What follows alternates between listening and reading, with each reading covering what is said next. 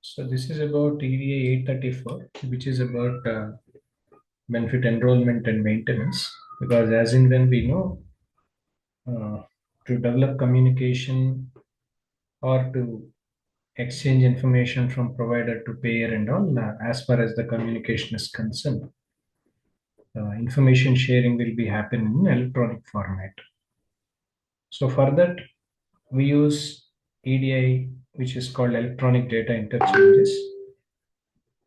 This can be of anything, either if you want to do claim processing, claim adjudication, or claim payments and settlements, claim status inquiry, all that.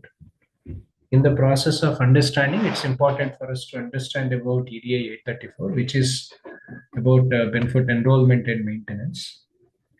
So when we try to understand about benefit enrollment and maintenance, majorly we have to update these loops, whatever the loops you can see over there, where we need to be mentioned about the receiver information followed by the kind of group or the transaction that we are performing.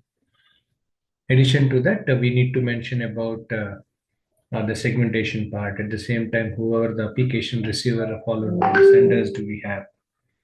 Along with this, we should update the information relating to the segments that we have created so far. What are the created segments that we have created? What are the versions that we have identified to perform, including the EDI description formats that we normally follow, including the authorizations, etc. Everything we need to be versioned.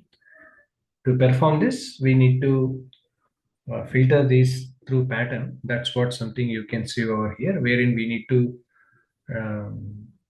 mention about the filter of patterns where we need to be updated all the security informations. At the same time, we need to update even qualifier information also. So wherein we need to mention about exchanges, etc. Yeah, so we need to mention about the qualifier exchanges, etc. All that. At the same time, receiver information we need to be mentioned for qualifier, whoever is performing interchanges, the qualifier, everything we need to mention. So sender ID is important. At the same time, received information is important under these patterns. Next, one more pattern is called as group, where we have to update the group details by updating the application receiver or sender details, etc., followed by the kind of transaction that we need to be followed.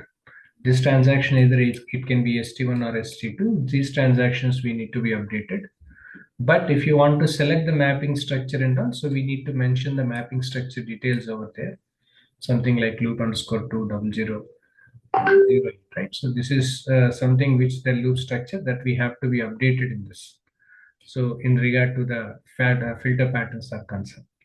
After that, we must be knowing about XSLT structure, followed by XPath functions, etc. All this.